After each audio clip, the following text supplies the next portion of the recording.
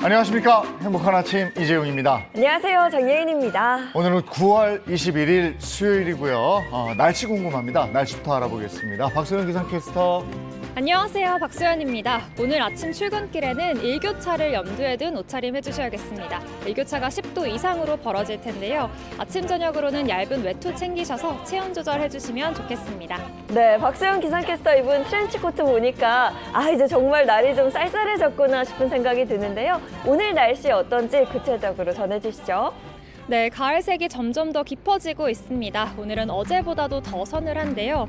특히 강원 산지는 아침 기온이 5도 안팎까지 떨어지면서 올해 첫 서리가 내릴 가능성이 있습니다. 농작물 피해 없도록 대비 잘 해주셔야겠습니다.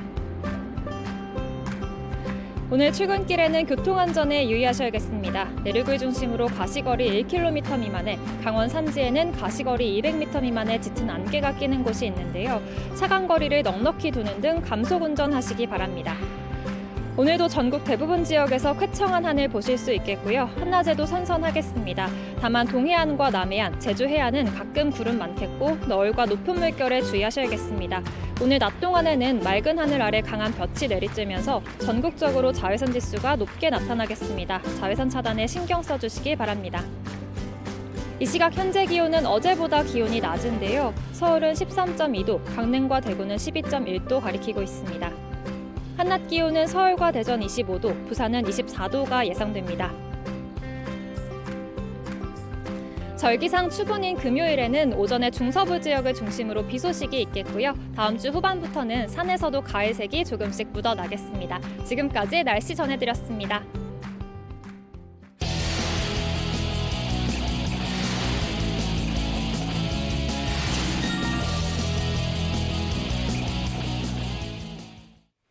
화제 이슈를 발빠르게 전해드리는 모닝 브리핑 순서입니다. 김성환 시사평론가와 함께합니다. 어서 오세요. 네, 안녕하세요. 네, 첫 번째 이슈부터 전해주시죠. 네, 첫 번째 이슈는 신당역 살인범 추가로 밝혀진 범행 정황입니다. 아시다시피 신당역 스토킹 살인 사건 피의자 전주환이 경찰에서 구속 상태로 지금 조사를 받고 있는 중이거든요. 조사받는 과정에서 피해자가 합의를 해주지 않아 범행을 저질렀다 이렇게 진술을 했다고 하고요. 과거에도 음란물 유포 혐의 등 전과 이범을 갖고 있는 사실도 확인이 됐습니다. 경찰 조사로 범죄 정황들이 추가로 이제 밝혀지고 있는 건데요. 보니까 우발적 범죄가 아니라 이미 오래전부터 계획했던 그런 범죄라는 정황들이 있어요. 네, 지금 전주환이 과거 정신과 치료 전력을 내세우면서 심신미약 상태로 범행을 저질렀다 이렇게 주장을 하고 있는데요. 그러나 범행을 사전에 치밀하게 모의한 정황들이 속속 드러나고 있는 상황입니다. 예를 들면 이런 건데요. 피해자가 수차례 고소를 한 상황이잖아요. 그러니까 두 차례 고소를 한 건데요. 첫 번째 고소를 한 상태에서 검찰이 징역 9년을 구형을 했습니다. 그러니까 이럴 경우에 피해자가 합의를 해주지 않을 경우에는 실형이 확정될 가능성이 매우 높은 상황이었거든요. 그러니까 전주환은 이렇게 생각했다고 합니다. 내가 만약에 형이 확정되면 인생이 끝난다. 이런 생각으로 범행을 계획하기 시작했다고 하는데요. 예를 들어서 서울교통공사의 그 내부 전산망에 접속을 해서 피해자의 주소를 알아냈다고 합니다. 그래서 범행 당일 두 차례를 포함해서 총 4차례에 걸쳐서 피해자 집을 찾아갔다고 하는데요. 피해자를 확인할 수가 없는 상태가 되니까 만나질 못하니까 근무 정보를 알아낸 뒤에 신당역에서 범행을 저지른 것으로 지금 확인되고 있는 상황입니다. 또한 범행 당일 겉감은 노란색, 안감은 진회색으로 된 양면 점퍼를 입었다고 하는데요. 아마 이 점퍼 입어보신 분들은 알겠지만 점퍼를 뒤집을 수 있거든요. 그렇죠. 뒤집어서 입을 경우에는 범행을 저질렀을 때 옷 색깔과 범행을 저지르고 난 다음에 옷 색깔이 달라지잖아요. 경찰의 추적을 피하려고 했던 것 아니냐 이런 얘기가 나오고 있고요. 범행 전에 자신의 휴대폰을 초기화했다고 합니다. 그러니까 휴대전화에서 위치 정보 시스템을 확인할 수 있잖아요. 내가 어디를 갔는지를 확인할 수 있으니까 그 확인이 안 되도록 하는 앱을 설치했다고 하는 사실도 지금 드러나고 있습니다. 그러니까 검거 상황에 치밀하게 대비를 했다 이렇게 볼 수 있는 거죠. 지금 얘기만 들어도 얼마나 철저하게 준비를 한 범행인지 네. 알겠는데 아까 말씀이 사전에 또 전과도 있었다고요. 네, 맞습니다. 그러니까 전과 이범의 전력이 있었다는 사실이 확인되고 있는데요. 그러니까 2018년 음란물을 유포한 혐의로 경찰 조사를 받고 2차례 처벌까지 받은 사실이 확인이 됐습니다. 그리고 운전자 폭행 사건으로 경찰에 입건이 된 적도 있었다고 하는데요. 좀 놀라운 사실은 이게 2018년이라고 제가 말씀드렸잖아요. 네. 서울교통공사에 입사를 했던 연도하고 같아요. 그러니까 전과 전력이 있었음에도 불구하고 공사에 입사를 할 수 있었다 이런 얘기가 그러네. 되는 건데요. 이게 왜 입사 과정에서 전과 전력이 사전에 검증이 되거나 아니면 걸러지지 않았느냐 이렇게 볼 수 있는데요. 공사의 입사 기준에 이런 정보통신망법으로 처벌을 받았을 경우에는 이게 입사 탈락 기준에 포함되어 있지 않다고 합니다. 예. 그리고 행정안전부 관련 규정에도 결격 사유에 해당하지 않는다고 하는데요. 이것 때문에 공공기관의 인사규정과 관련 법령을 개정해야 한다 이런 목소리도 나옵니다. 예. 그러면 이제 이 사건은 어떻게 진행이 될 걸로 보세요? 전주환에게 일단 경찰이 특가법상 보복살인 혐의를 적용한 상태고요. 지금 전주환을 상대로 사이코패스 검사를 실시한다고 합니다. 네. 이 검사가 검사를 끝내게 되면 오늘 중으로 아마 사건을 검찰에 송치할 것으로 보입니다. 끔찍한 스토킹 범죄 먼저 이슈에서 다뤄봤고요. 다음 이슈 가볼까요? 두 번째 이슈는 스토킹 피해자 보호 구멍입니다. 이번 사건을 접하시고 많은 분들이 왜 피해자가 사전에 보호를 받지 못했는가 안타까워하시면서 또 의문을 갖고 있을 것 같은데요. 네. 언론 보도에 따르면 스토킹 처벌법이 시행된 게 지난해 10월이었거든요. 그 이후에 법원에서 형이 확정된 판결문 156개를 입수를 해서 분석했다고 합니다. 그랬더니 사법당국이 긴급 응급구호 조치를 내리거나 아니면 잠정 조치를 내린 이런 사례가 가해자가 57명이었다고 하는데요. 이런 결정을 받고 난 다음에도 81%인 46명이 피해자를 찾아가거나 협박하는 등 범행을 계속 이어갔다고 합니다. 네. 그러니까 긴급 응급 조치를 받거나 아니면 잠정 조치를 받았다 하더라도 이 조치가 실효적으로 작동하지 않고 있다 이런 네. 사실을 확인할 수가 있는 거죠. 그러니까요. 81%나 명령을 어겼다는 건 이 조치가 이런 범죄를 막는 데 도움이 안 된다 이렇게 들리거든요. 네, 맞습니다. 사법당국의 조치를 받고 난 다음에 자신의 스토킹 범행을 멈춘 가해자는 단 3명에 불과했다고 합니다. 그러니까 접근 금지나 연락 금지 통보를 받자마자 피해자를 찾아간 가해자도 상당수였다고 하는데요. 예를 들면 이런 겁니다. 올해 2월 피해자 집을 찾아가서 말다툼을 하다가 다리미로 자신의 머리를 치면서 협박을 했던 그랬던 가해자가 있었는데요. 경찰이 찾아가서 긴급 응급 구호 조치 중에 하나인 접근 금지를 결정을 했다고 합니다. 그러니까 접근하지 마시오 이렇게 얘기를 했는데 30분 만에 다시 피해자 집을 찾아가서 흉기로 자해를 하며 협박을 했던 이런 사례도 있었다고 합니다. 이런 사례만 봐도 뭐 피해자 보호가 거의 안 되는구나 이렇게 느낄 수가 있겠는데 이것보다 강력한 조치가 필요하겠네요. 그러니까 여러 가지 조치가 같이 이루어져야 될 것 네. 같아요. 일단 경찰이 이번 사건이 발생하고 난 다음에 검찰과 유기적으로 협조하겠다 이렇게 얘기를 했거든요. 네. 그런 이유가 뭐냐면은 지금 피해자가 이번 사건에서 가해자를 2차례 고소했다고 말씀드렸잖아요. 네. 첫 번째 고소를 하고 난 다음에 그때 검찰이 구속영장을 청구를 했다 그래요. 근데 법원에서 기각을 한 겁니다. 그러니까 그때 구속이 됐더라면 사건이 발생하지 않았을 거 그렇죠. 아니겠습니까? 근데 그 다음에도 또 고소를 한 차례 더 했거든요. 네. 스토킹이 계속 이루어지니까 또 고소를 한 겁니다. 그런데도 불구하고 경찰은 구속영장을 신청하지 않았고요. 검찰은 구속영장을 또 청구도 하지 않았습니다. 이때 또 한 번 구속할 수 있었던 상황이었음에도 불구하고 구속이 되지 않았다 이런 얘기입니다. 그러니까 검찰과 경찰이 좀 더 적극적으로 피해자 보호 조치에 나섰어야 되는 거 아니냐 이런 지적을 안 받을 수가 없는 상황이고요. 법원 또한 이런 스토킹 범죄는 중범죄로 이어질 가능성이 매우 높다 이렇게 판단해서 구속영장을 발부를 했어야 하는데도 주거지가 불명확하지는 않다. 뭐 이런 이유 때문에 도주 우려가 없다는 이유 때문에 구속영장을 기각을 한다는 겁니다. 그러니까 보다 이런 부분에 있어서 실효적으로 작동할 수 있도록 사법당국이 적극적인 조치를 취해야 한다. 이런 얘기가 될 수밖에 없는 것이고요. 또 하나 이번에 이제 대법원이 조건부 석방제도를 도입하는 방안을 제시를 했거든요. 네. 이게 무슨 제도냐 하면은 만약에 법원이 구속영장이 청구가 됐을 때 영장 심사를 하잖아요. 그럴 때 구속할 정도까지는 아니다, 애매하다 이렇게 판단을 한다고 하면은 그러면은 구속장을 발부를 하지 않더라도 불구속 수사를 받게 되는 거잖아요.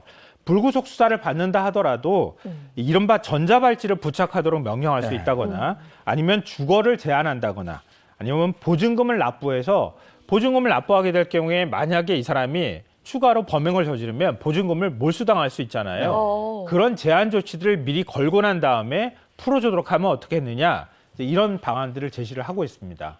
이번 사건에서 다들 안타까워하는 것이 가해자에 의해서 피해를 입은 이 피해자가 또 미흡한 조치에 의해서 엄청난 피해를 입은 거잖아요. 그렇죠. 아유, 그리고 또 하나가 이런 사건이 있을 때만 반짝 관심. 이게 또 지속적인 관심을 가지고 정말 법적인, 제도적인 그런 장치가 꼭 마련됐으면 하는 바람입니다. 다음 이슈 가겠습니다. 네, 마지막 세 번째 이슈는 남한 면적 여의도 98배 증가입니다. 국토교통부가 2022년 국토 이용 계획 연차 보고서를 공개를 했는데요. 지난해 말 기준으로 남한 면적이 1년 전보다 여의도 면적이 98배인 284제곱킬로미터가 증가를 했다고 합니다. 근데 궁금한 게 이게 땅이 한정돼 있는 거잖아요. 어떻게 이럴 수 있는지 궁금해요. 그렇죠. 땅이 고무줄처럼 축축 늘어나는 건 아닐 테니까요. 네. 땅은 거기에 그냥 그대로 있는 네. 건데요. 그러니까 주로 공유 수면을 매립하거나 간척지를 매립하는 이런 사업들이 계속 진행 중이기 때문에 그 사업에 영향을 받은 것이다. 이렇게 볼 수 있을 것 같은데요. 공유 수면이라고 하면은 뭐 이른바 호수라든가 바닷가 그다음에 우리 이제 하천변 네. 그런 수변 공간들 있잖아요. 그런 공간들이라고 생각하시면 돼요. 그러니까 간척 사업은 아실 텐데 과거에는 대규모 간척 사업 같은 것들 많이 했었잖아요. 요즘에는 대규모 간척 사업을 별로 하지 않거든요. 그러니까 결국은 공유 수면 매립이 많이 이루어졌다 이렇게 보시면 될 것 같아요. 그래서 바닷가의 경우에는 정주 여건 개선을 위해서 어항 시설들을 많이 만들잖아요. 그러면은 어항 시설을 만들면서 매립들이 많이 이루어지거든요. 네. 그러면서 국토가 조금씩 늘어나는 거예요. 그리고 강이나 바다, 호수 주변 등지에 요즘에 공원 같은 거 많이 만들잖아요. 그리고 산책길도 많이 만드니까 그런 길을 만들거나 또 공원을 만들면서 또 땅을 조금씩 늘려나가는 작업을 하는 겁니다. 그렇게 하다 보니까 그걸 다 합치니까 여의도 면적이 98배가량 야. 늘어났다는 얘기입니다. 네. 면적이 그렇게 늘어나도 다들 서울 수도권에 모여 사니 뭐. 그렇죠. 자, 오늘 모닝 브리핑 여기까지 하겠습니다. 김성환 시사평론가와 함께했습니다. 고맙습니다. 네, 고맙습니다. 고맙습니다.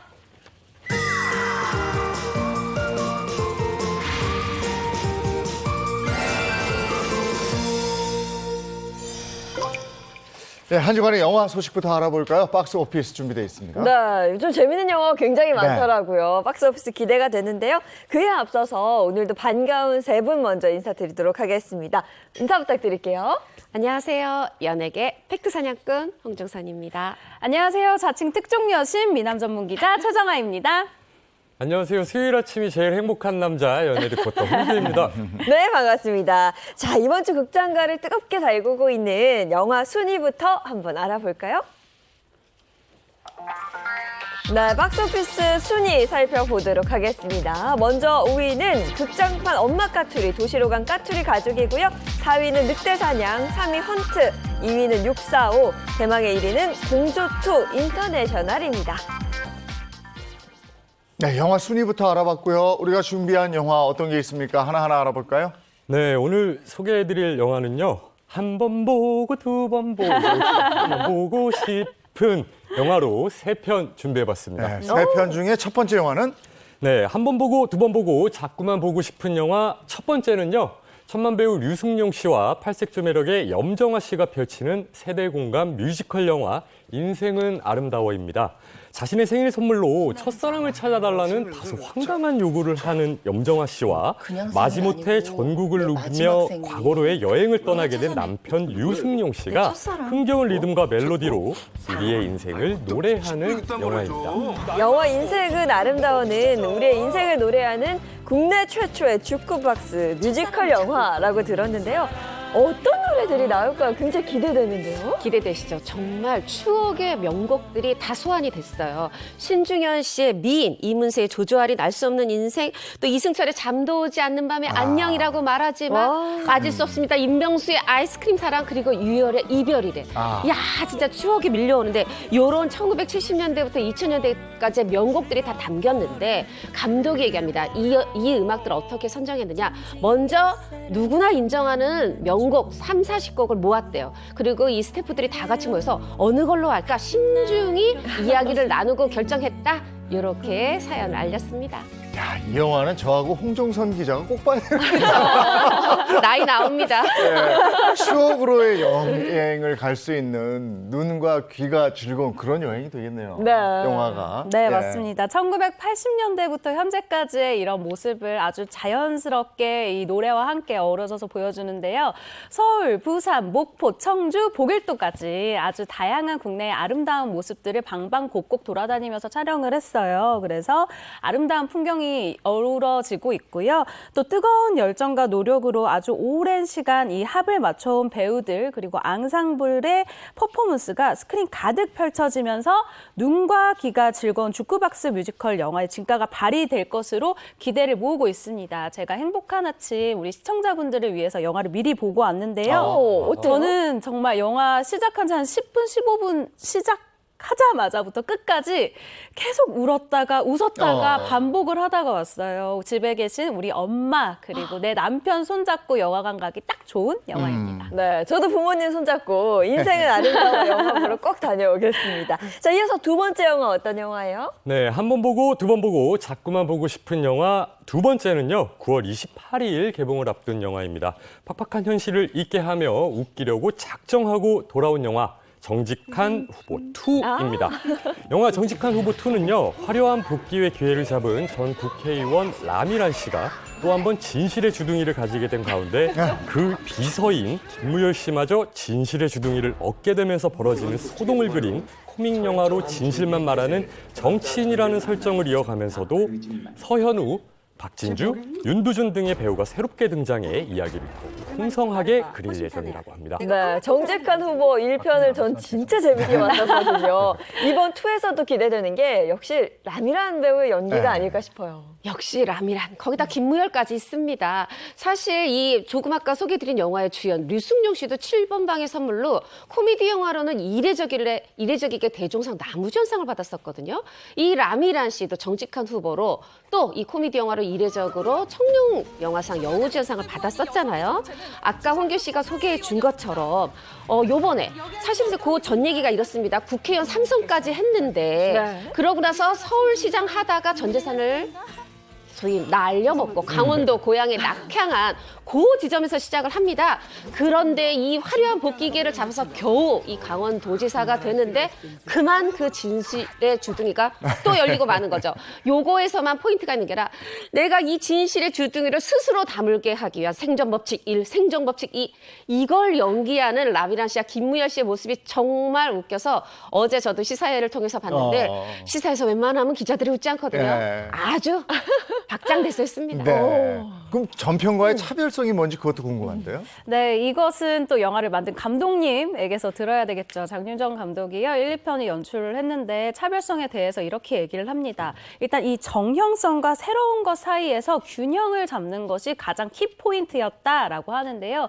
관객들에게 익숙했었던 이 웃음과 새로운 이 스토리를 들려줘야 하는 것에 대한 고민이 아주 할 만한 가치 있는 시도였다라고 이야기를 합니다. 그리고 라미란 씨가 이 정치인에서 행정가로 바뀌면서 훨씬 땅에 붙어있는 캐릭터가 됐대요. 이 말인즉 뭔가 이 영화가 가야 하는 방향성을 명확히 보여줬고요. 또 더 재밌는 이야기를 발 뒤꿈치로 꾹꾹 누르던 영화를 만들었다고 하니까요. 웃음 보장되어 있습니다. 네, 정직한 후보 1이 잘 됐던 이유는 뭔가 그 가려운 곳을 긁어주는 듯한 네. 빵빵 터지는 웃음이 있었거든요. 2도 기대해 보겠습니다. 이어서 세 번째 영화 알려주시죠. 한 번 보고 두 번 보고 자꾸만 보고 싶은 영화 세 번째는요. 지난 2018년에 개봉한 국가부도의 날입니다. 국가부도의 날은 국가부도까지 남은 일주일. 위기를 막으려는 사람, 위기에 베팅하는 사람, 그리고 회사와 가족을 지키려는 평범한 사람들까지 1997년 IMF 위기 속 서로 다른 선택을 했던 사람들의 이야기를 그린 영화입니다. 네, 영화를 보면서 그 당시를 떠올린 분들도 굉장히 많았고 지금의 상황과 좀 비슷하다 이렇게 공감을 느낀 분들도 계셨거든요. 맞아요. 요즘 금리도 높고 물가도 높아져서일까요? 요즘 이 영화 보셨다는 분들 많던데 1997년 국가부도 위기 그 직전의 일주일 당시에 그 어떤 어두웠던 그 시대상을 고스란히 재현했다. 그런 평가를 받았어요. 사실 이게 20년 전 얘기가 아니라 고용불안, 청년 실업, 빈부격차 이게 그 여파가 지금까지도 오고 있다 보니까 이제 오늘날 지금 이 현재 사회에도 유의미한 이 문제제기다, 화두다 이런 호평을 받고 있고 어떻게 보면은 개봉했을 때보다 지금 OTT에서 더 호평을 받고 있는 그런 외환 위기 그 당시를 겪은 세대든 겪지 못한 세대든 공감을 불러일으키고 있습니다. 다시 저렇게 되면 큰일 나죠. 큰일 나죠. 네, IMF 체제로 들어가는 그 긴박한 그 상황을 아주 실감나게 영화에서 묘사를 했는데 이게 실제 상황입니까? 네, 이 영화는요, 실제 이 외환위기 당시에 비공개로 운영되었던 대책팀이 있었다라는 이 한 줄의 기사에서부터 시작된 영화입니다. OECD 가입, 또 경제 선진국 반열, 그리고 아시아의 네 마리 용 등 생각해보면 온통 호황만을 알리는 당시의 지표 속에서 아무런 예고도 없이 대한민국에 들이닥친 경제 재난 그 직전에 아주 긴박했었던 순간을 영화적 상상력을 더해서 일주일에 담아 재구성을 한 영화입니다. 네, 뿐만 아니라 영화 국가보도의 날은요, 극중 배경이 되는 1997년의 모습을 스크린에 고스란히 또 재현을 해냈었죠. 그렇습니다. 지금은 화폐 박물관으로 쓰고 있는 그 옛날 한국은행 건물 여기에다가 오픈 세트 촬영을 했어요. 그런데 이런 외형뿐 아니라 각기 인물들이 그 담고 있는 긴박함 혹은 암울함 이런 거를 잘 담아내기 위해서 특별히 고안한 이런 촬영 기법, 톤 이런 걸로 심리적인 그 분위기까지 담아냈다 이런 호평을 받았죠. 네, 국가 부도의 날까지 영화 소식이었습니다.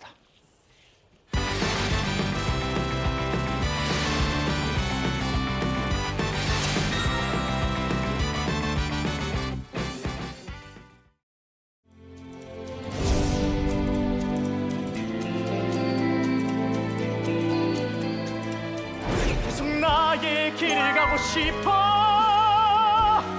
돌아가는 건 의미 없어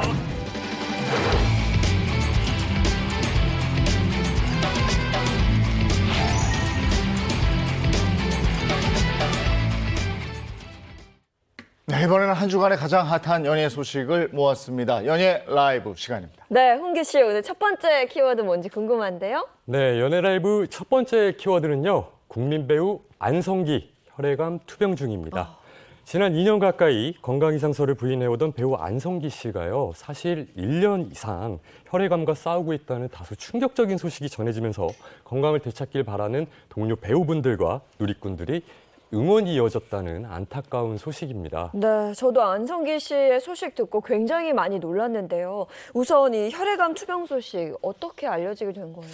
얼마 전에 그 지난주에 배창호 감독 그 특별전이 있었어요. 회고전이 있었는데 여기에 안성기 씨가 참여했고 또 김보연 씨가 참석을 했는데 안성기 씨가 김보연 씨 부축을 받고 들어오는 것부터 좀 눈길을 끌었는데 보니까 부은 얼굴에 가발을 쓰고 계시고 눈썹이 좀 별로 없는 겁니다. 그래서 이전과 너무 다른 모습에 이전에도 건강적인 이상설이 있었지만 다시 한번 이게 또 고개를 들었는데 이후에 안성기 씨가 사실은 제가 혈액암 투병 중입니다. 이렇게 고백하면서 지금 홍규 씨 말씀하신 대로 많은 국민들이 놀라고 안타까워하고 있습니다. 네. 그러면 현재 안성기 씨 건강 상태는 어떤 거예요? 네, 안성기 씨 역시 한 인터뷰를 통해서 밝혔는데요. 항암 치료로 인해서 현재 가발을 쓰고 있고 지금 민머리 상태다. 그래서 지금은 촬영을 할 수가 없고 모습이 다시 좋아지면 그때 촬영을 하겠다라고 뭐랄까요, 좀 국민들의 놀란 마음을 어루만지는 이야기를 함께 하기도 했는데요. 그동안 안성기 씨의 이 건강 이상설 사실은 여러 번 제기가 됐었습니다. 그때마다 이 말을 아껴왔던 소속사 측도 이번에는 명확한 이야기를 했는데요. 안성기 씨가 현재 혈액암 치료 중이다. 치료를 받으면서 상태가 많이 호전되고 있는 중인데 건강한 모습으로 대중과 다시 만나기 위해서 당분간은 회복과 치료에 집중할 예정이다라고 공식 입장을 밝혔습니다. 밝혔습니다. 네, 혈액암 투병 사실이 전해지면서 정말 수많은 연예인 동료들, 또 물론 팬들도 응원의 목소리를 내고 있습니다. 그렇죠. 아까 그 안상기 선생님 부축했던 김보연 씨가 사실 저도 이 선배님이 혈액암 투병 중인 거 알았는데 막상 오랜만에 얼굴을 봤더니 변한 모습에 나도 모르게 눈물이 흘렀다. 이 한국 영화계의 큰 별인 안성기 선배의 어떤 빠른 치유, 쾌유를 바란다. 이렇게 또 심경을 전했고 또 다른 사실은 이 혈액암의 일종인 악성 림프종을 진단받고 투병했던 허지용 씨 사실 어떻게 보면 동병상련이죠. 또 응원의 글을 남겼는데 SNS를 통해서 이렇게 얘기를 했어요. 마치 한 번도 아프지 않았던 것처럼 웃으며 돌아오시리라 믿는다.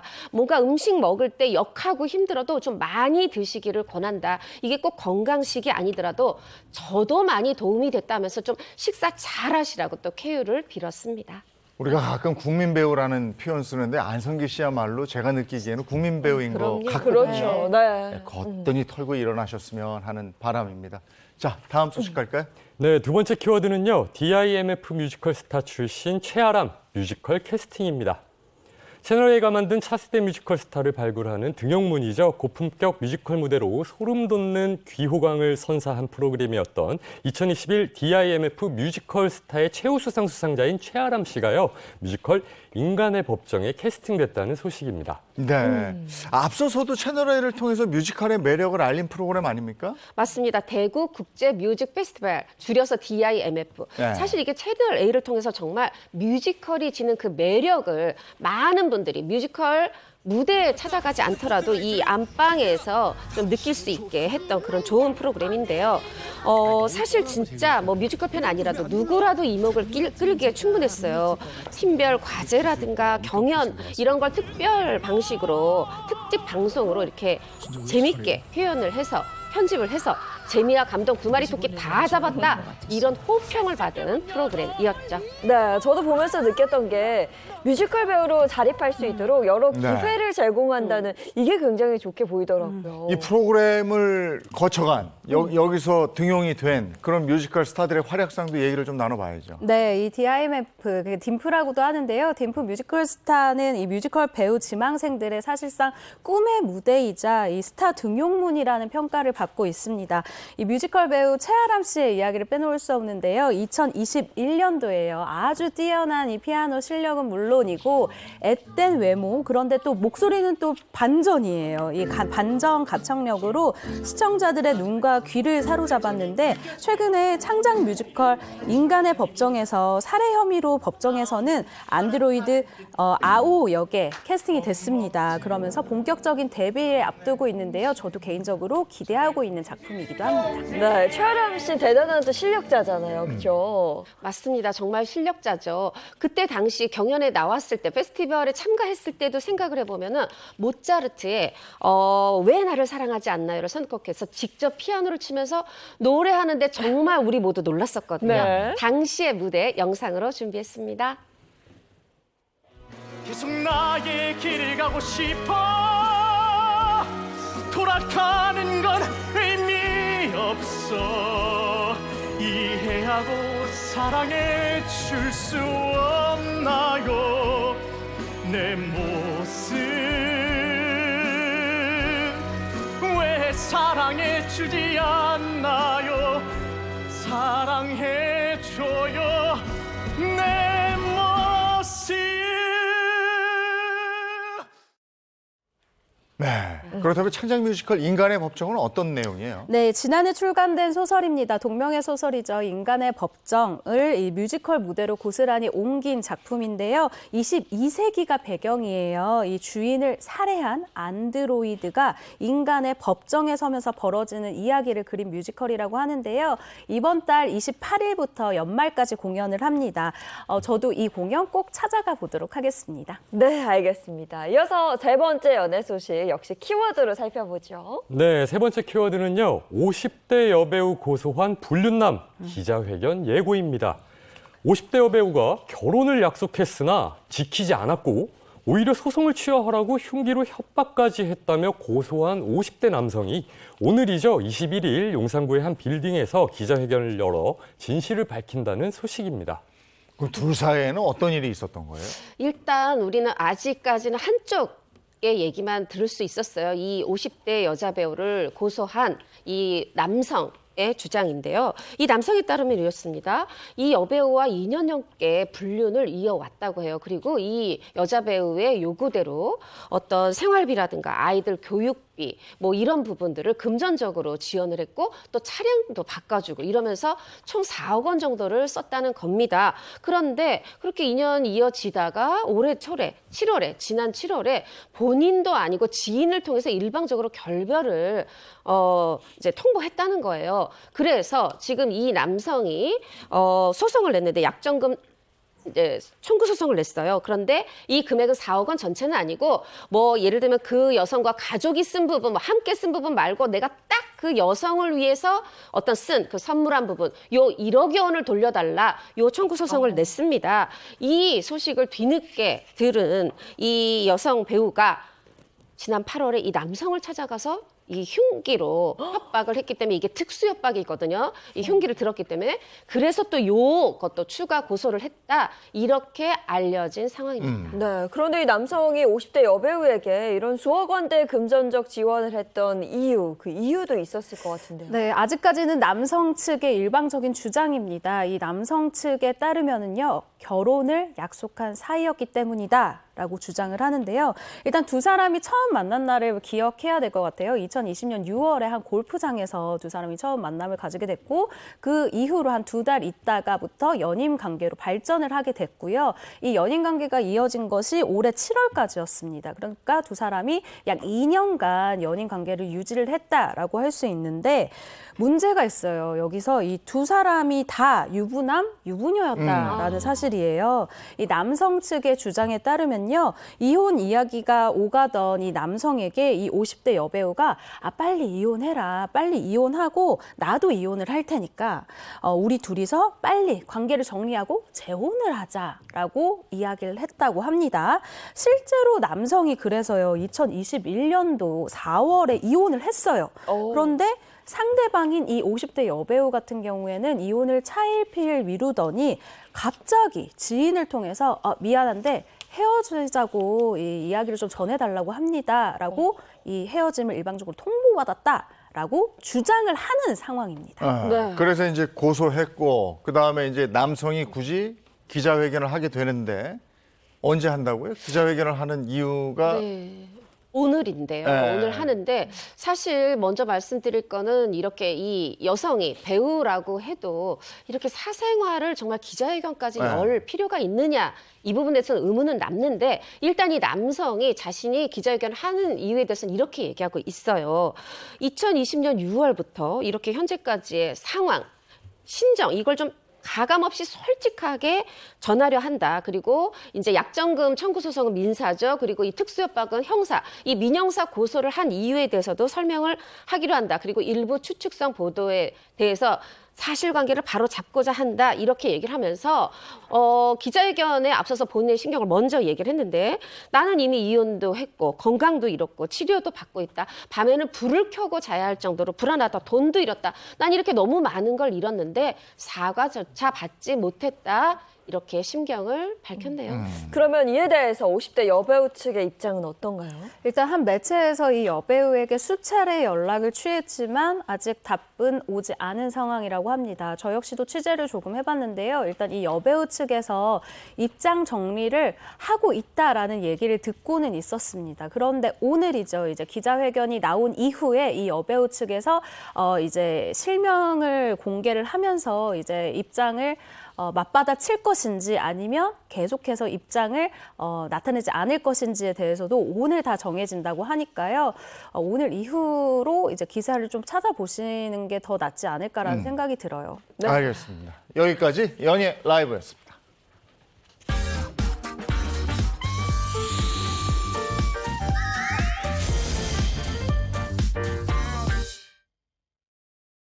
자, 이번에는 스타들이 걸어온 길을 되짚어보는 스타 주민 시간입니다. 네, 오늘 홍규 씨 의상 보고 진짜 깜짝 놀랐습니다. 오늘 스타즈민 주제를 나타내는 의상인가요? 네, 저 오늘 어떤가요? 저 한 통의 메론이 된 기분인데요. 나들이 하기 좋은 가을은 축제의 계절이기도 한데요. 축제에 빠질 수 없는 게 있죠. 바로 가수들의 행사 무대입니다. 행사 섭외 영순위, 전국 방방곡곡을 누비는 행사의 제왕들에 대한 이야기를 준비해봤습니다. 오늘의 스타 주민 주제, 어머니들의 아이돌, 대한민국 행사 달인입니다. 아, 축제에서 빠질 수 없는 게 트로트예요. 맞아요. 축제 그 현장에서 보면 막 흥나고 어머니들 춤추시고 이러잖아요. 정말 많은 분들이 사랑하죠. 맞습니다. 축제 시즌이 되면 동해 번쩍, 서해 번쩍 화려한 무대 매너와 가창력으로 전국의 어머니들을 꽉 사로잡았다고 합니다. 이 가수들이 2년 동안 참았잖아요. 코로나 때문에. 일부에 행사들이 네. 없었는데 올 가을부터 신났던데. 자, 어머니들의 아이돌, 대한민국 행사의 달인 시작하겠습니다.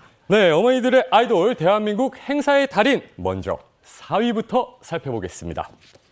한국에서는 데뷔하자마자 초대박이 나서 무명 시절 따위는 없었습니다. 또 데뷔와 동시에 하루에 7개에서 8개의 일정을 소화하며 월드컵 등 국가 스포츠에도 항상 불려간 진정한 행사의 달인입니다. 이 경력만 들어봐도 이 행사에서는 잔뼈가 붉은 분 같은데 힌트를 좀 주셔야 될 것 같아요. 같은 남자가 봐도 정말 멋진 분입니다. 홍규의 사진으로 말해요로 한번 준비해 봤는데요. 이분과 아주 관련이 깊은 분을 사진으로 한번 해봤습니다. 사진 보여주시죠. 이은지 씨. 네, 바로 배우 보자마자 이은지 알겠어요. 씨입니다. 네. 아니, 이은지 씨하고 이 행사의 달인하고 무슨 관계가 있나요? 배우 이은지 씨와 이분은 이종사촌간이라고 하는데요. 지금도 마찬가지지만 행사의 제왕이라 불리던 2014년 사촌동생 이은지 씨의 결혼을 축하하기 위해 스케줄까지 조절하며 직접 축가를 불렀다고 합니다. 네, 근데 보통 가수들은 축가를 할 때 본인의 노래 중에 히트곡을 하는 경우가 많거든요. 어떤 노래 불렀어요? 얼굴도 샤방샤방, 몸매도 네. 샤방샤방. 바로 알죠. 바로 가죠, 뭐. 박현빈 씨, 네, 맞죠? 맞습니다. 어머니들의 아이돌, 대한민국 행사의 달인 4위의 주인공 바로 가수 박현빈 씨입니다. 네, 박현빈 씨 노래 특히 샤방샤방은요. 네. 듣기만 해도 기분 좋아지고 막 어깨춤이 절로 나오잖아요. 아니, 박현빈 씨 노래로 태교 행사까지 다닌다면서요. 아니 박현빈 씨에 따르면 네. 이 노래 샤방샤방을요, 이 아기들 뱃속의 아기들한테 들려주면 이 임산부 뱃속에서 덤블링을 한다고. 그런데 실제로 이게 뉴스에 보도가 됐습니다. 그리고 행사까지 이어지게 됐는데요. 이 500분, 임신부 500분 앞에서 태교 행사를 하기까지 됐다고 합니다. 이뿐만 아니라 박현빈 씨가 자신의 첫째 아들을 태교할 때도 가장 많이 불려준 이 태교송이 샤방샤방이라고 합니다. 그리고 태어날 때도요, 분만실에서 샤방샤방을 라이브로 불려줬는데 박현빈 씨의 아들이 아빠를 닮아서 좀 감이 좋은가 봐요. 박현빈 씨가 아주 그냥 죽여줘요 하자마자 아기가 응애 하면서 나왔다는 거예요. 이게 믿기지가 않죠. 그런데 박현빈 씨는 아니 이거 진짜다. 내가 이렇게 말을 하면 사람들이 믿지를 않는데 이게 본 사람이 나밖에 없어서 너무 억울하다. 정말이다. 라고 얘기를 할 정도로 아주 태교에 좋은 노래라고 합니다. 근데 개인적으로 태교 행사도 좀 네. 당황스럽잖아요. 처음 듣는 거고. 이거 말고도 굉장히 특별한 행사들이 있었다면서요. 그러니까요. 태교송, 분만송 이것도 정말 낯선데 게다가 이 얘기 들어보시면 더합니다. 신인 시절 박현빈 씨가 행사를 오라 그래서 가는데 1톤 트럭에 태워서 가더라는 거죠. 어디를 가나? 약수터를 갔습니다. 약수터에 가더니 그 트럭 보면 뒷칸 있죠. 네. 그 문을 턱턱 내리고 여기가 무대입니다. 이런 거예요. 그런데 박현빈 씨 혼자 간 게 아니라 4명의 안무팀과 함께 갔답니다. 그 좁은 트럭 무대 뒤에서 5명이 서로 막 부딪혀 가면서 고운드레 만드레 신명나게 불렀다고 하네요. 네. 이야. 여기서 잠깐 퀴즈 나가겠습니다. 자타공인 행사의 달인 박현빈 씨, 어느 날 출연료 대신 행사료로 이것을 받아 깜짝 놀란 적이 있다고 하는데요. 박현빈 씨를 놀라게 한 기상천외한 출연료는 과연 어떤 것일까요? 맞춰보세요. 1번 흑염소 뿔, 2번 소 2마리, 3번 뱀, 4번 자동차입니다. 소 아닐까요? 소? 소. 그렇지. 뱀, 그죠? 일단 자동차는 뭐 줄 수도 있을 것 같고 네. 이건 아닌 것 같고 네. 기상천외라고 했으니까 정말 뱀은 정답은 도대체 몇 마리를 줘야 될까? 아니 뱀술 되게 비싼 것도 있잖아요. 뱀. 뱀인가? 뭘까요? 정답은 정말 기상천외합니다. 소 2마리인데요. 어느 날 소 축제에 간 적이 있는데 행사가 끝나고 출연료로 소 2마리를 줬다고 합니다. 당시 박현빈 씨의 아버지께서 농사를 짓고 계셔서 아버지께 출연료로 받은 소 2마리를 드렸다고 합니다. 그럼 잘 됐네. 기왕에 농사를 짓고 그러니까요. 네. 그리고 이 정말 그 행사의 신 이렇게 불렸잖아요. 네. 한 달에 몇 개나 소화했답니까? 네, 박현빈 씨에 따르면요, 이 곤드레만들의 한 곡으로 한 달에 무려 150건의 행사를 진행한 적이 있다고 합니다. 5, 35니까 하루에 5개. 예, 이게 거의 준 재벌급의 돈을 벌었다라고 말해서 정말 많은 분들이 깜짝 놀랐는데요. 당시 인기가 어느 정도였는지 짐작이 되는 부분이죠. 박현빈 씨가 한 방송에 나와서 당시 스케줄에 대해서 얘기한 적이 있었는데 한번 읊어드릴게요.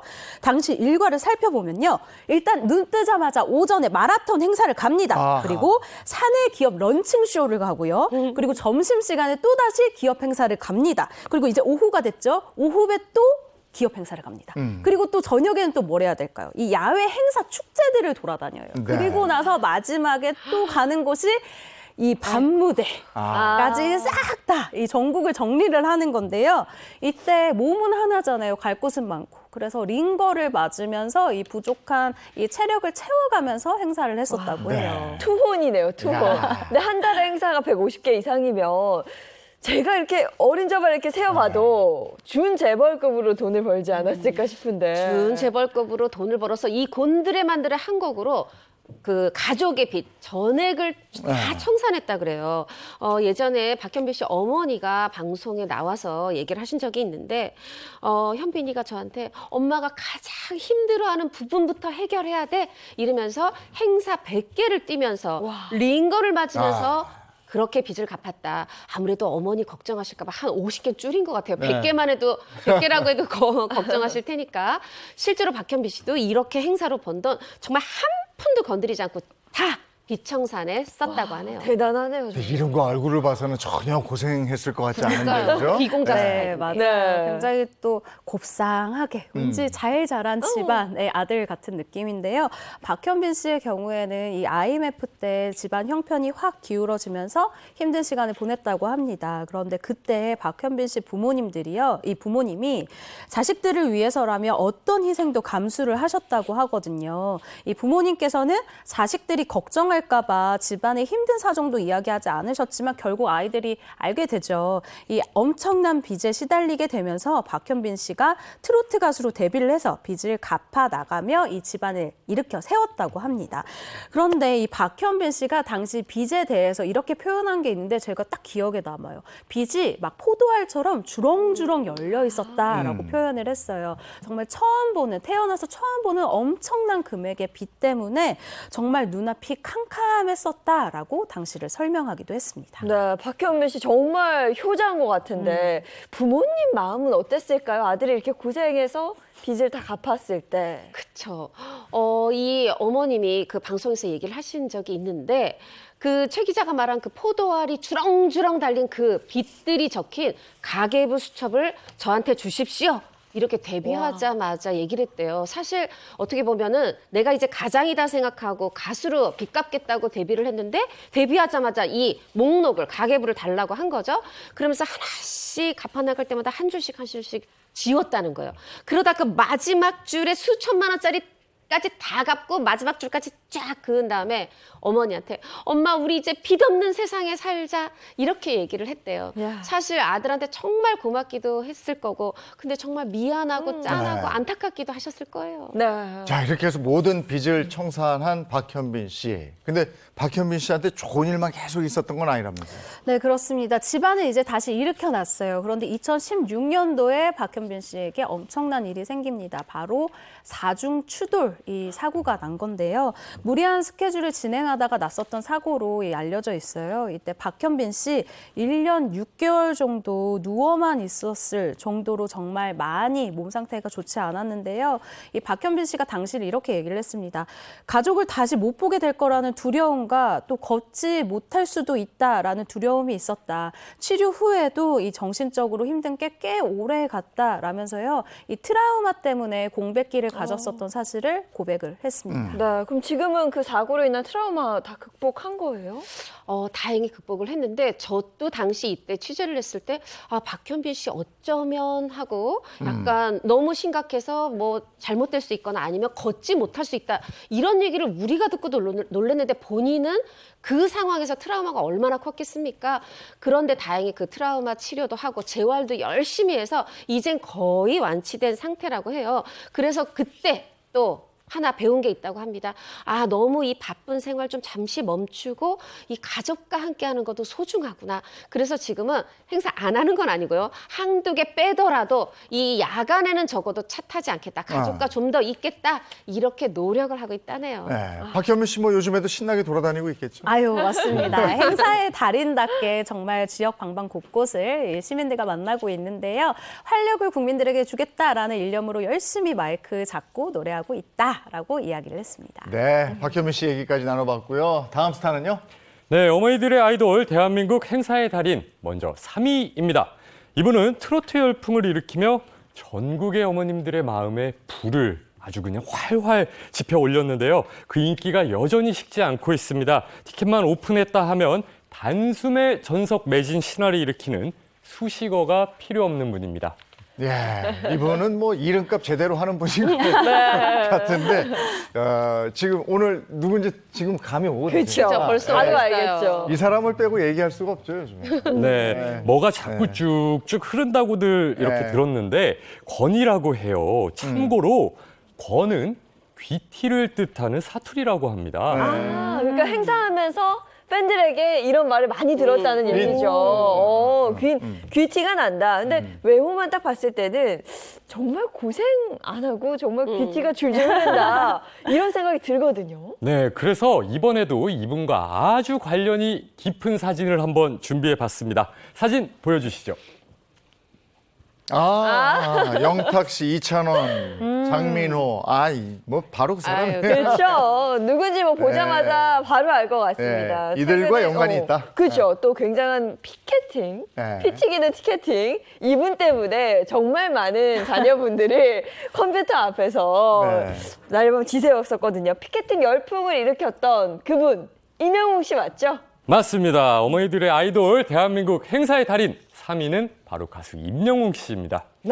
포천의 아들을 넘어서 이제 전현의 아들이 된 임영웅 씨인데, 근데 임영웅 씨는 좀처럼 행사에서 볼 수 없는 가수 아니에요? 못 본 것 같은데. 네, 맞아요. 임영웅 씨가 사실 2016년도에 데뷔를 하고 나서 이제 이후에 한 이 트로트 오디션 프로그램에서 1위를 한 뒤에 정말 뭐 많은 그 매체들에 나왔었는데요. 사실 그 전만 해도 강원도, 충청도, 뭐 경상도 등 수많은 지역 행사에 출연을 했었던 가수였습니다. 그런데 뭐 포천의 아들답게 포천의 행사라고 하면 그 자리는 바쁜 와중에도 참석하는 모습을 보여줬는데요. 말씀해 주신 것처럼 지금은 지역 행사에서 조금 보기 어려울 수도 있어요. 왜냐하면 이 행사 그리고 방송보다요. 개인 이름을 달고 있는 콘서트를 진행 중이잖아요. 네. 그래서 이 부분에 정말 큰 힘을 쏟고 있다고 합니다. 네, 임영웅 씨를 비롯한 그 트로트 가수들이 굉장히 많은 수입을 내는 그 주 수입원 중에 하나가 행사인데 사실 코로나19로 인해서 행사가 많이 없었거든요.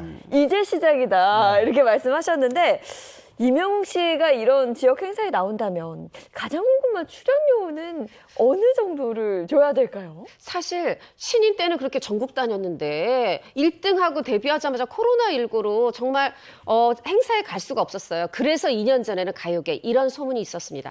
야, 지금 행사 있기만 하면 임영웅 한 달에 최소 20억 원, 많게는 40억 원 벌 텐데 이렇게 얘기를 했어요. 왜냐하면 보통 이제 무대에 설 때 최고 단가가 한 3천만 원이거든요. 아니면 또 굉장히 뭐 탑 인기가 있다 그러면 2천만 원 정도인데 보통 이제 이 이명 씨가 그때 굉장히 탑이니까 2천만 원, 3천만 원 잡고 여기다가 박현빈 씨처럼 100번 한 달에 150번을 뛰어 하고 곱하기를 해보니까 이게 20억 원, 40억 원이 됐는데 자 지금은 시간도 2년이 지났고 과연 지금 이명웅 씨가 행사에 나오면 그 출연료는 얼마일 것이냐 측정 불가입니다. 뭐 지금은 행사 최고 대우겠죠. 뭐 그렇죠. 2년 전에 20억, 40억. 그렇죠. 야, 근데 세다.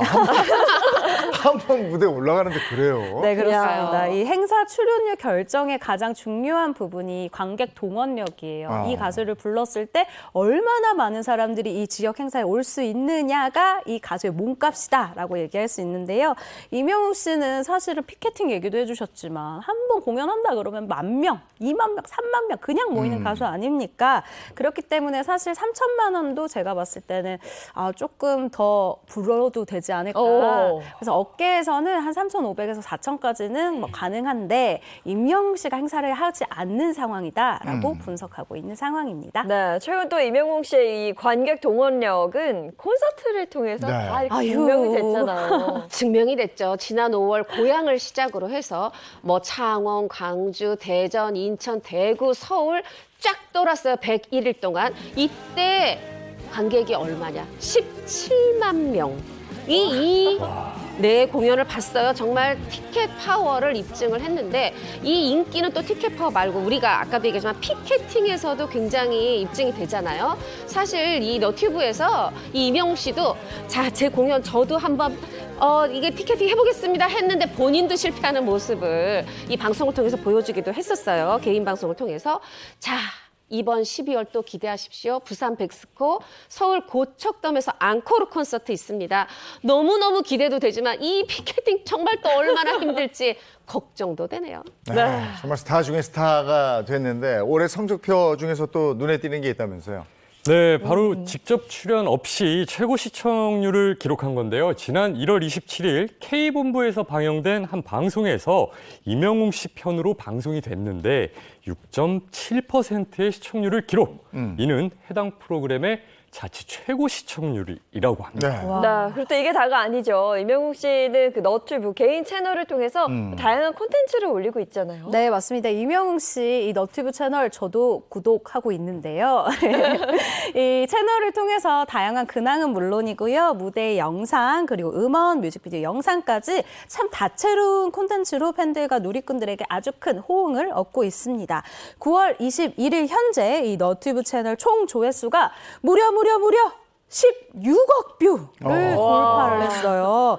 이야. 임영웅 브랜드 파워가 이런 것이다 라는 걸 아주 소리쳐서 보여주고 있습니다. 네. 그리고 또 있죠. 저 이명웅 씨 0점 사태를 둘러싼 논란이 있었는데 그 이 제작진이 경찰 조사를 받았어요. 네, 지금 수사를 받고 또 이제 수사가 계속되고 있는데 이 논란은 5월로 거슬러 올라가요. 당시 가요 순위 프로그램에서 임영웅 씨와 한 걸그룹, 신인 걸그룹이 함께 1위 후보에 올랐어요. 그런데 이때가 임영웅 씨가 다시 만날 수 있을까? 요거를 발표하고 굉장히 호응이 좋을 때인데 1위를 못했어. 왜 1위를 못했어 했더니 방송 점수가 있는데 여러 점수 중에 방송 점수가 0점으로 돼 있는 거예요. 그러다 보니까 팬들이 아니 어떻게 임영웅 씨 방송 점수가 0점이야? 납득할 수 없다? 문제를 제기했었죠. 아니 이건 저희도 들으면서 좀 의아한 부분이에요. 물론 방송 출연보다 뭐 공연에 매진하는 건 알고 있지만 아무리 그렇다 하더라도 이명웅 씨가 방송 횟수 점수 0점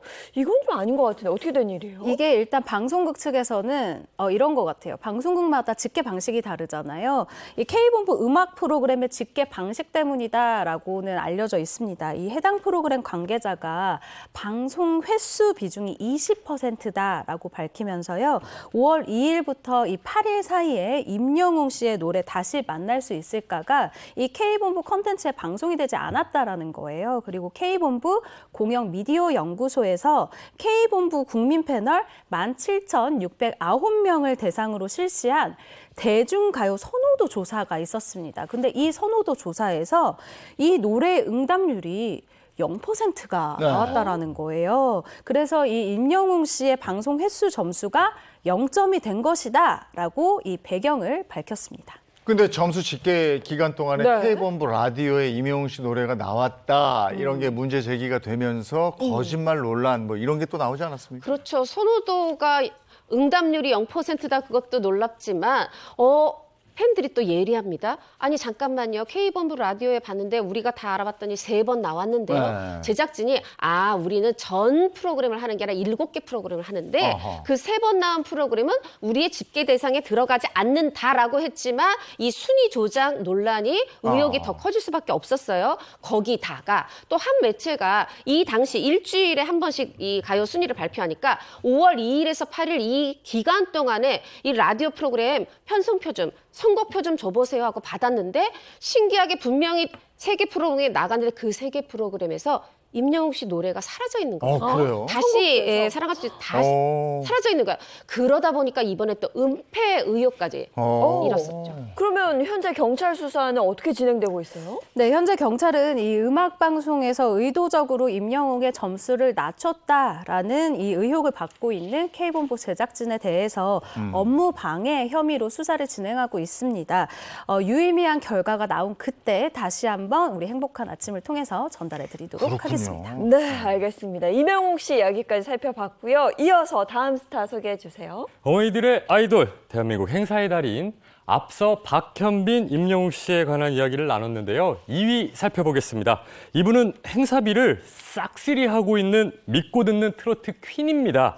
퀸. 행사 러브클로 트로트계 아이돌로 불리는 분이여라. 딱 알겠어라.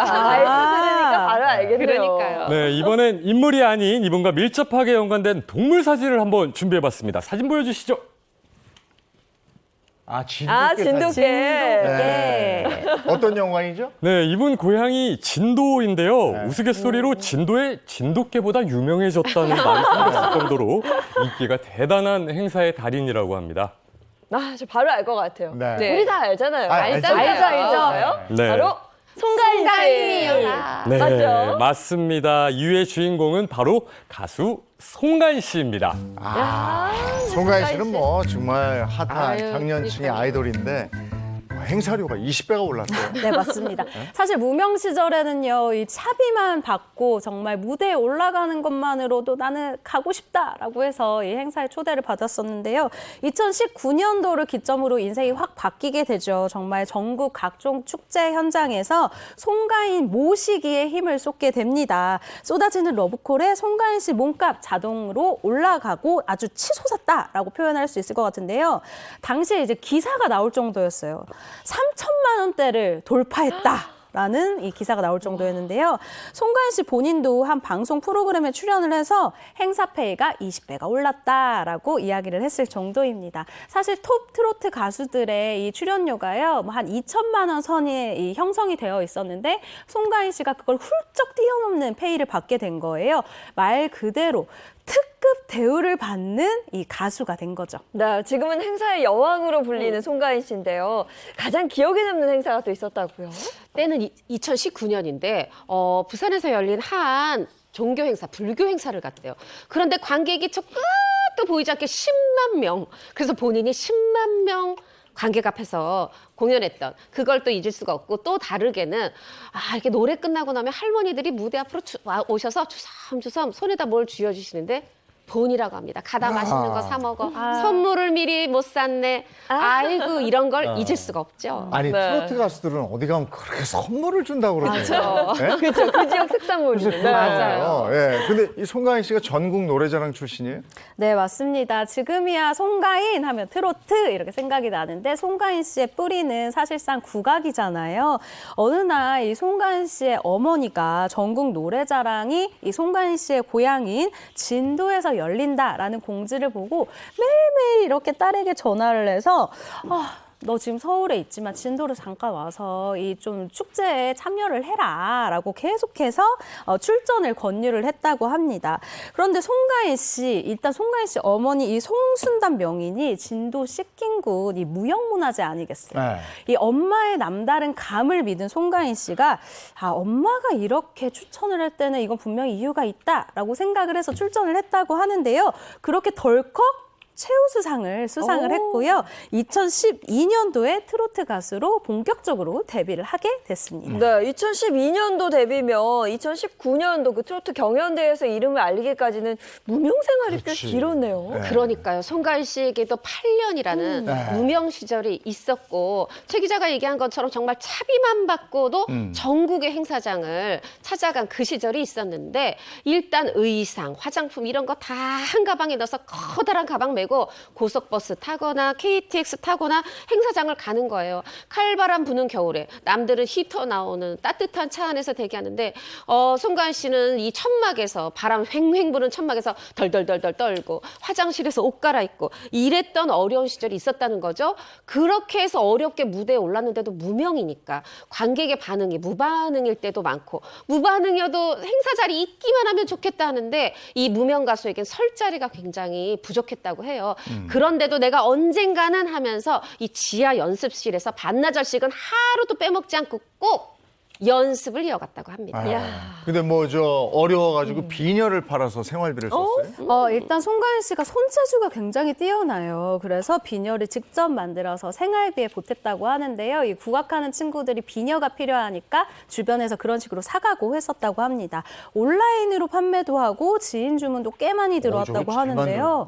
실력이 그러니까요. 대단하죠. 네. 당시에는 이 무명 가수로 행사 출연을 해봐야 의상비는커녕 정말 왕복 차비도 건지기 힘들어서 늘 불안하고 늘 힘들었다고 합니다. 그런 시절에 이 비녀를 만들어서 생활비에 보탰다고 하니까 얼마나 귀한 비녀였는지 알 수 있겠죠? 네. 네, 송가인 씨 그럼 본인의 인기를 언제 실감할까요?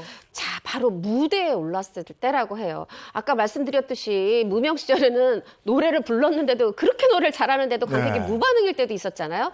이제는 이 송가인 씨를 상징하는 색이 분홍색, 핑크색이거든요. 딱 무대에 가보면 풍선뿐 아니라 의상까지 쫙 핑크색으로 맞춰 입고 온 우리 팬들을 볼 때 그렇게 감격스럽다는 거죠. 아니, 나를 보러 와주시는 것만으로도 감사한데 이렇게 어르신들이 의상까지 맞춰 입고 오신 걸 보면은 정말 너무너무 감동적이다. 이렇게 팬들에 대한 사랑, 감사함을 표현했고요.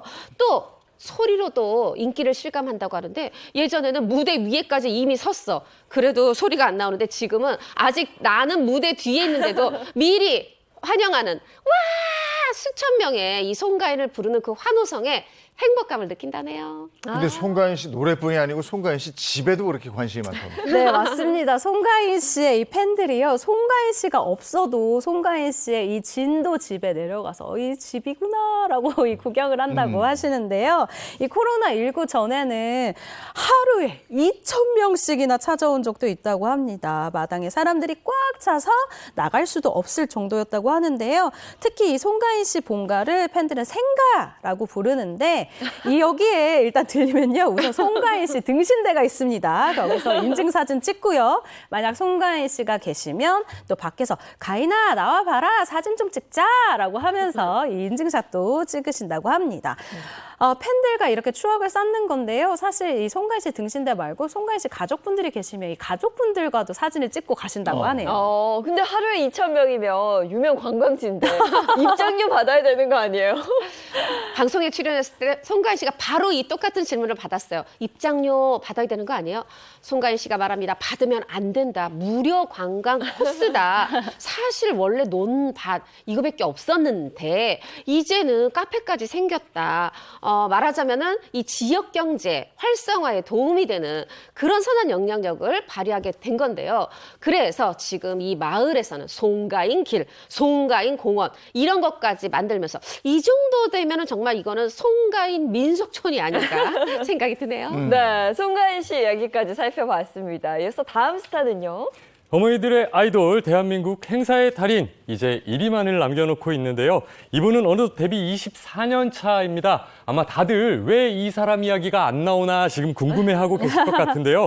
이분은 전국의 행사를 다니면서 포획 금지된 것 빼곤 다 먹어봤다고 합니다. 그 정도로 정말 많은 행사를 다니셨다고 하는데요. 네. 그래서 준비해봤습니다. 이분과 뗄래야 뗄 수 없는 호정메이트의 사진을 공개합니다. 네.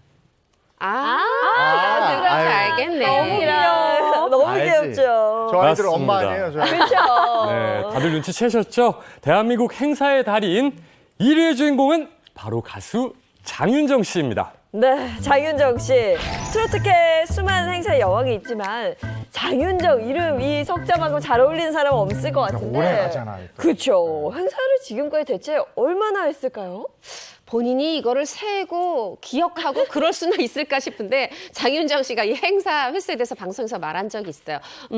하루에 2번씩 1년에 최소 40주는 하는 것 같다. 네. 40주, 280일을 하루에 2번씩 뛰고 있다는 얘기죠. 또 차 키로수로도 얘기했는데 지난 1년 한 10만 키로, 차는 1년에 한 10만 키로 이상을 탄다. 그리고 1년 반이 되면은 폐차를 하는데 그래서 지금까지 배는 한 8째 정도 탔는데 이유가 한 1년 넘어가기 시작하면 차가 덜덜덜덜 돼서 불안해서 탈 수가 없다. 정말 남다른 행사의 여왕다운 위용입니다. 와. 여기서 잠깐 퀴즈 하나 내보겠습니다. 장윤정 씨는요, 1년에 행사를 위한 기름값을 얼마나 사용할까요? 보기 드릴게요.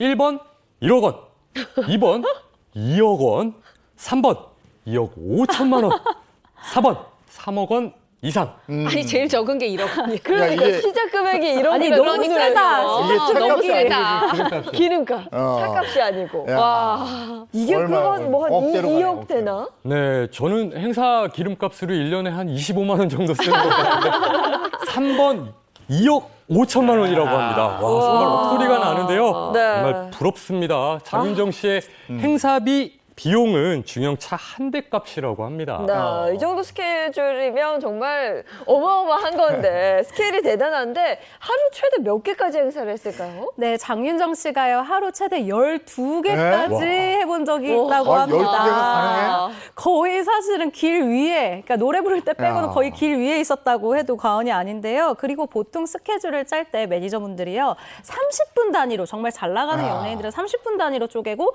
그거보다 더 바쁜 연예인들은 15분 단위로 쪼갭니다. 그런데 우리의 이 장 회장, 장윤정 씨는 1분 단위로 쪼개요.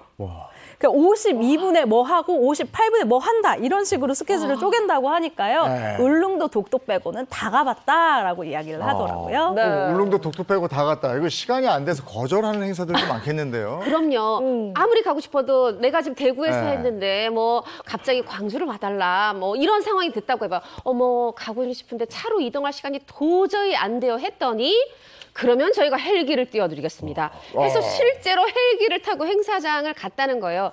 이 정도 되면 글로벌 액션 스타 성룡 씨가 헬기 타고 드라마 촬영장 네. 다닌다고 들었는데 그 수준입니다. 그러면 장윤정 씨 그 수많은 행사 중에 가장 기억에 남는 행사는 뭐였을까요? 일단 행사의 여왕답게 별의별 행사를 다 다녀봤지만 그중에서도 가장 참신했던 행사는 건설회사 준공식 행사라고 합니다.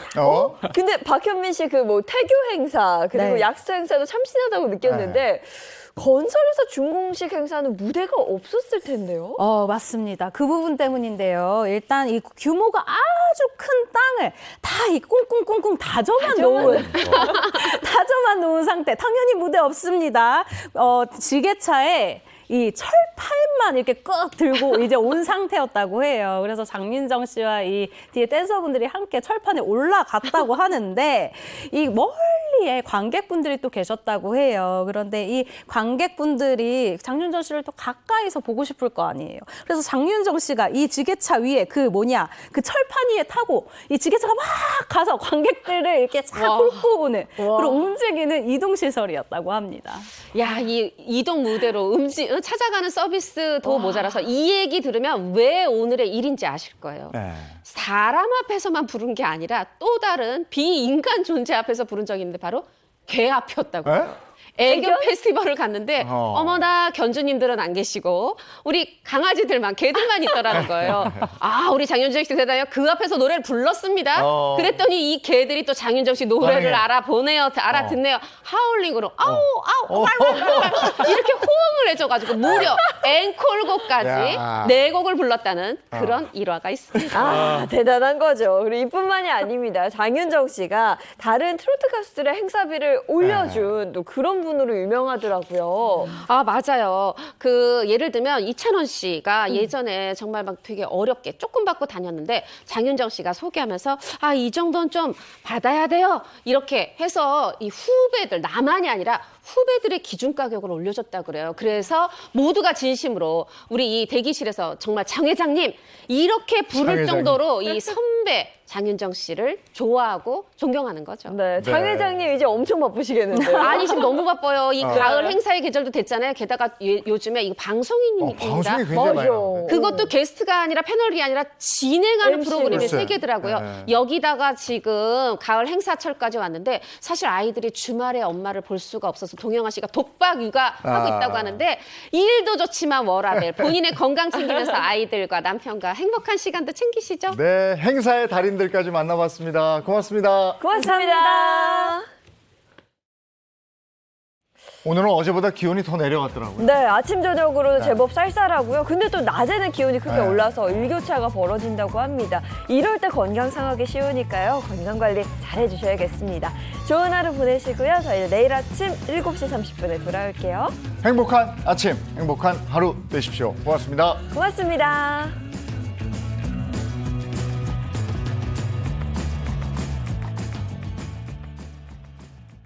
채널 A